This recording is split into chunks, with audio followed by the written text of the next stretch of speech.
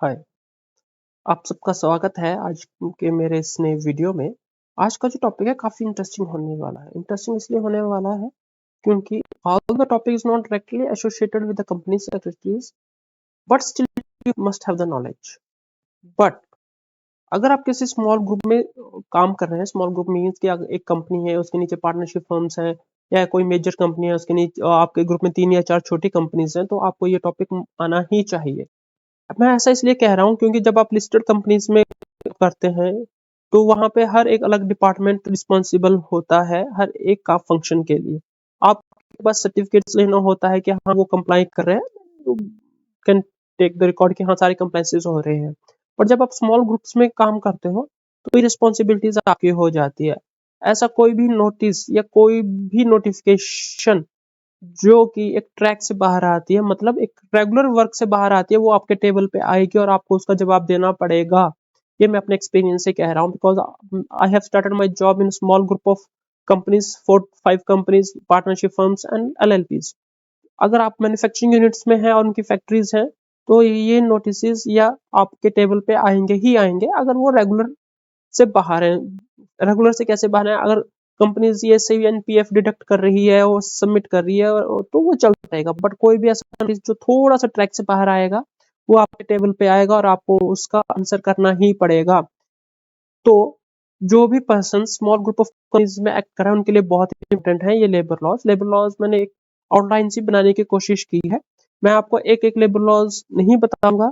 आप प्लीज, अगर आपको ये फाइल चाहिए या आपको कोई भी इंफॉर्मेशन चाहिए जो इस वीडियो के थ्रू आपके पास अवेलेबल नहीं है तो प्लीज आप कमेंट करके, मैं कोशिश करूंगा कि मैं उस चीज का आंसर कर सकूं। या किसी को ये फाइल चाहिए तो प्लीज अपना ईमेल आईडी शेयर कर दीजिएगा, मैं वो फाइल आपको शेयर कर दूंगा। ये जस्ट एक ब्रीफ है कि आपको क्या क्या चीजों का ध्यान रखना है। फिर भी मैं आपको बता देता हूँ। सबसे पहले बात करें लैंड की। जिस लैंड पे आपकी फैक्ट्री बनी है तो उसका एक होना चाहिए, वो लीज है तो लीज डीड प्रॉपर होनी चाहिए। अगर वो आपकी है तो आप जो लैंड रिकॉर्ड्स हैं वो आपके नाम पे होना चाहिए। और लैंड रिकॉर्ड्स जैसे पटवारी के पास होते हैं तो उसमें आपका नाम चढ़ा होना चाहिए, वो बहुत इंपॉर्टेंट है। दूसरी आजकल सबसे इंपॉर्टेंट बात क्या है? इंडस्ट्रियल एरियाज की जो लैंड है वो गवर्नमेंट एक्वायर करती है तब वो इंडस्ट्रीज को देती है। तो जो ये प्रोसेस है वो उस स्टेट के टेनेंट एक्ट के अकॉर्डिंगली काम करती है। तो आपको उस स्टेट के टेनेंट एक्ट के अंदर परमिशन लेना बहुत जरूरी है। बिकॉज गवर्नमेंट तभी ये लैंड इंडस्ट्रीज को देती है कि उनको परमिशन लेनी पड़ती है कि these land will be used only for the industry purpose. तो ये बहुत इंपॉर्टेंट है कि आपके पास जो भी आप लैंड रिक्वायर कर रहे हैं अपनी फैक्ट्री के लिए या आपने फैक्ट्री लगा रखी है तो उस गवर्नमेंट की, वहां के स्टेट गवर्नमेंट के पास आपके पास परमिशन होनी चाहिए कि आप उस लैंड को एज ए इंडस्ट्री यूज कर सकते हैं। बिकॉज आजकल इंडस्ट्रीज मोस्टली लीज पे ही होती हैं, तो आपकी लीज डीड भी होनी चाहिए proper.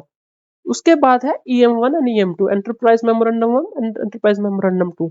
Earlier EM1 and EM2 अब उद्यम आधार है, बीच में उद्योग आधार आया था बट वो चेंज हो गया उद्यम आधार के लिए। तो प्लीज ध्यान रखिएगा कि अगर आपकी कंपनी पुरानी है तो उद्यम आधार में आ जाए। उद्यम आधार में आप E1 एंड E2 का रेफरेंस दे सकते हैं, उसमें एक फील्ड आती है वहां पे आप भर सकते हैं। पर आपकी इंडस्ट्री नहीं है तो आपको सीधा ही उद्यम आधार के अप्लाई करना पड़ेगा। नेशनल हाईवे अथॉरिटी की परमिशन होनी चाहिए। जो मोटी मोटी परमिशन होनी चाहिए मैं आपको बता देता हूँ। सिटी की बोर्ड की परमिशन होनी चाहिए, पोल्यूशन कंट्रोल की परमिशन होनी चाहिए आप, और उसके बाद फैक्ट्री की जो आपकी बिल्डिंग है उसकी अप्रूवल होनी चाहिए, होना चाहिए। चार्टर्ड इंजीनियर से स्टेबिलिटी सर्टिफिकेट्स आता है वो इंश्योर कीजिएगा आप। उसके बाद आपका जो लेआउट प्लान होना चाहिए वो अप्रूव होना चाहिए, इलेक्ट्रिसिटी प्लान अप्रूव होना चाहिए, एनओसीज होने चाहिए सारे जो भी एक फैक्ट्रीज के लिए लगते हैं वो आपके पास एक प्रॉपर रिकॉर्ड में होने चाहिए। फायर सेफ्टी होने चाहिए, फायर सेफ्टी के एनओसीज होने चाहिए। आप डीजी सेट लगा रहा है उसके एनओसी होने चाहिए। अगर आप एक्सप्लोजिव या कोई भी गैस यूज करते हैं किसी भी प्रोसेस के लिए तो आपको उसका भी एनओसी लेना पड़ेगा। उसके बाद फायर सेफ्टी प्लान्स होने चाहिए, प्रॉपर डिस्प्ले होना चाहिए, प्रॉपर एग्जिट रूट होना चाहिए, मशीनरीज हैवी है उसकी फेंसिंग वगैरह प्रॉपर होनी चाहिए, वाइट वॉशिंग वगैरह के प्रॉपर रिकॉर्ड होने चाहिए, आपकी सेफ्टी कमिटीज होनी चाहिए, वर्कमैन कंपनसेशन कमिटीज होना चाहिए, कैंटीन है तो आप होनी चाहिए। अगर आप कैंटीन है तो आपके पास FSSAI का भी सर्टिफिकेट होना बहुत जरूरी है, वो भी ध्यान रखिएगा। वो लेट्रिन्स प्रॉपर होनी चाहिए, अलग अलग लेट्रिन्स या वॉशरूम अलग अलग, मैन वोमेन के लिए अलग अलग होना चाहिए। स्पिटनून्स होने चाहिए, ड्रिंकिंग वाटर का प्रॉपर होना चाहिए। गर्मियों में गर्मियां हैं तो प्रॉपर कूलर कोल्ड वाटर की फैसिलिटीज अवेलेबल होनी चाहिए। बहुत सारी इंडस्ट्री स्टेट गवर्नमेंट इंश्योर करती हैं कि जो आपका इंडस्ट्रियल एरिया है कि उसका इतना प्रतिशत या इतना परसेंटेज पार्ट आपको ग्रीनरी होनी चाहिए, तो वो भी ध्यान रखिएगा। जैसे अगर मैं हिमाचल की बात करूं तो 25% एटलीस्ट आपके पास पेड़ पौधे होने चाहिए आपकी फैक्ट्रीज में, मतलब ग्रीन एरिया होना चाहिए, तो वो भी इंश्योर कीजिएगा। उसके बाद लॉस्ट टाइम एक्सीडेंट्स होते हैं उसका रिकॉर्ड रखिएगा प्रॉपर। ये जो ये एक्ट है बहुत जरूरी है। ये छोटे छोटे मैं आपको बस लाइन में बताना चाहने की कोशिश कर रहा हूँ कि आपके पास एक प्रॉपर फैक्ट्री को रन करने के लिए क्या क्या होना चाहिए। ये जो एक टॉपिक है ये बहुत बड़ा टॉपिक है। अगर मैं वीडियो बनाना चाहूँ तो ये बहुत बड़ा वीडियो बन जाएगा। एक एक चीज को एक्सप्लेन करना चाहूँ तो ये बहुत बड़ा बन जाएगा, वो आपके को भी बोर करेगा। तो बेटर है कि आप कोई अगर ये फाइल चाहिए आप वन बाई वन करके आप इसको देख सकते हैं। तो इसको ड्रैग करके आपको बता रहा हूँ, आप पढ़ सकते हैं। अगर आपको ये फाइल चाहिए तो प्लीज कमेंट करके बता सकते हैं। तो हम बात कर रहे थे फैक्ट्रीज को रन करने के लिए, तो ये कुछ एनओसीज है। उसके अलावा हेजर्ड वेस्ट की होने की परमिशन होनी चाहिए, स्टोरेज की, डिस्पोजल की आपका एग्रीमेंट होना चाहिए किसी भी ऐसी पार्टी के साथ जो हेजर्ड वेस्ट को डिस्पोजल करता है। अब तो ईपीआर प्लास्टिक वेस्ट के अंदर भी रजिस्ट्रेशन बहुत जरूरी हो गई है, प्लीज उसका भी ध्यान रखिएगा। ई वेस्ट के अंदर कंपल्शन हो गया, वो ध्यान वो नोटिफिकेशन पढ़ लीजिएगा। अगर आप वो भी आपको रजिस्ट्रेशन करनी है। आपके जितने भी रिटर्न से लेबल और सब ऑनलाइन हो गए हैं, तो ध्यान रखिएगा ऑनलाइन अपने जितने भी रिटर्न है उनको फिल कीजिए, बिकॉज नोटिस करना गवर्नमेंट शुरू करती है, स्टेट गवर्नमेंट हो, प्लीज। और उनकी पेनल्टीज भी काफी, एक या दो बार आपको हो सकता है छूट मिल जाए, आपको कम पेनल्टी पड़े, उसके बाद हर फैक्ट्री के अगेंस्ट स्ट्रिक्ट एक्शन लिया जाएगा। उसके बाद ये हेजर्ड वेस्ट है कि आपको क्या क्या ध्यान रखना है उस चीज का है। आपकी फैक्ट्रीज अगर हेजर्ड वेस्ट जनरेट करती है तो आपको क्या क्या ध्यान रखना है, ये सारी चीजें मैंने इस टॉपिक में कवर करने की कोशिश की है। अगर मैं वन बाई वन करने जाऊं तो ये बहुत लंबा हो जाएगा एक एक चीज एक्सप्लेन करना।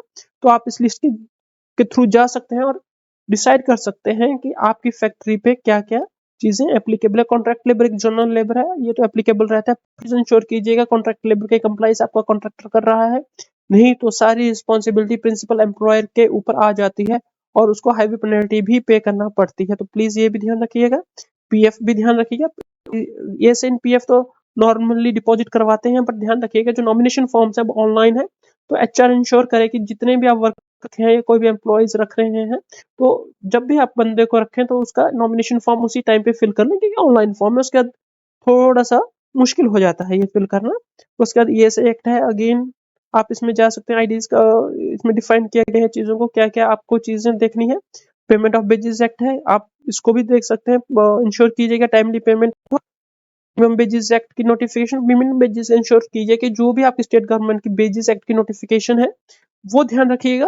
मोस्टली क्या होता है जो रिवाइज नोटिफिकेशन आती है वो बिटवीन द मिड ईयर आती है और वो एप्लीकेबल होती है 1 अप्रैल से। तो ध्यान रखिएगा जो भी डिफरेंस है वो आपकी कंपनी टाइमली डिपॉजिट करवा दे, पेमेंट करते। पेमेंट ऑफ बोनस एक्ट का भी ध्यान रखिएगा। बोनस एक्ट सॉरी ये थोड़ी सा पुरानी है, 3500 नहीं है, 20,000 तक हो गई है। तो आप एलिजिबिलिटी ध्यान रखिएगा। ग्रेजुएटी एक्ट का भी ध्यान रखिएगा। कोई बंदा अगर छोड़ के जा रहा है तो प्लीज